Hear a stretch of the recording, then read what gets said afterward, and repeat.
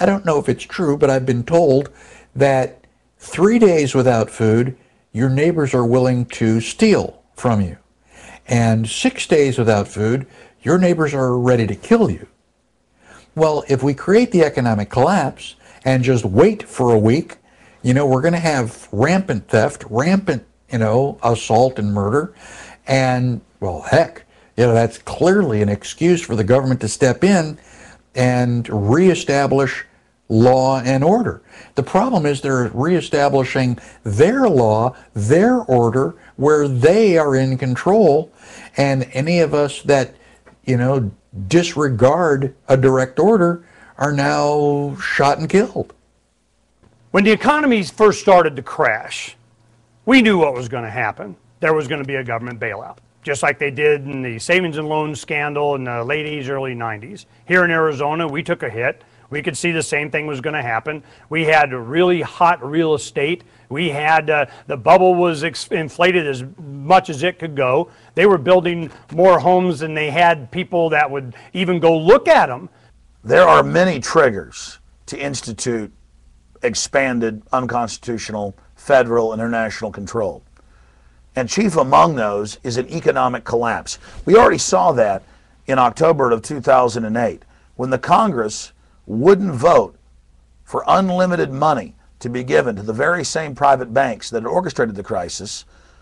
Secretary of the Treasury at the time, Paulson, went before a closed session and threatened them that martial law would be declared if they didn't submit to what J.P. Morgan Chase and Goldman Sachs were doing.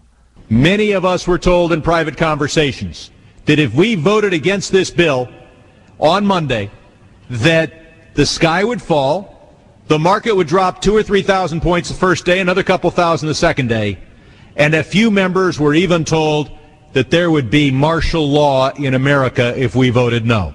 And now they're back to their same old tricks again, saying there's going to be a complete economic meltdown if you don't give us even more power and allow the very banks that engineered the last crisis power over all other financial institutions.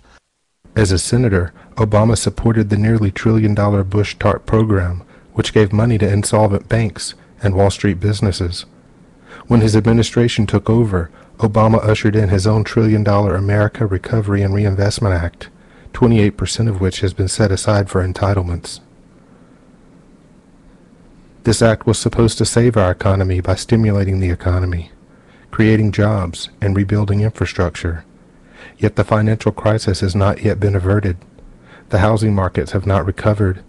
Unemployment still hovers close to 10%, and according to recent figures, those living in poverty in the United States of America is expected to be nearly 15%, a figure not seen since the 1960s.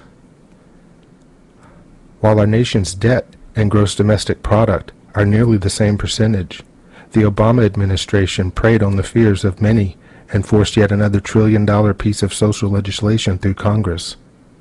The Affordable Care Act will force the people of the United States to purchase health care or be fined for not having it. From my point of view, it's the health care, the Obama plan, mandatory health care. If you don't have health care, you're going to be given a $1,000 fine. And for me, one of the scariest aspects is mandatory vaccinations. I worked on a cattle ranch for a period of time, and every year, well, twice a year, we would get all the cattle, and we would give the cattle mandatory vaccinations. And the analogy was not lost on me. The government wants to treat us like cattle, wants to line us up, and wants us to take these vaccinations whether we need it or not. The way you get Americans into camps, you can't do, roundups won't be successful like they were in World War II Germany, where they first disarmed the Jews and then did whatever they wanted with the Nazi soldiers. They had an easy time rounding them up. Here you can't do that, because if you get people shooting back, it's, and the word gets around this is going on, it's going to be unsuccessful. So probably in America, you'll need to have an ultra-massive economic collapse to coax people to persuade them to come into the camps. That would be, so economic hardship is the way to do that. If people are starving and have nowhere to go, the tent city will not sound as good to them as a FEMA camp. The economy being in shambles, so many people being unemployed, has left a lot of people hurting frustrated, angry, and looking for a reason why they are in the place they're in. In addition, I think that a great many people out there are very angry over things like the bank bailouts, the bailout of the auto industry. You know, what they see, I think, is a government simply pouring money into the hands, really, of the elites, of people who then go on to get bonuses of millions of dollars at the ends of the year, and they don't feel that what the government has done to try and end the recession is really reaching real working people.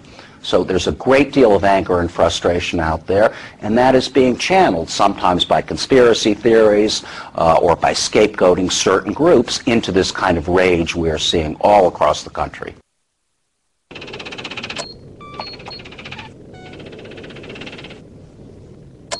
The most sickening aspect of this whole Homeland Security system is the fact that over 1,200,000 Americans are on the no-fly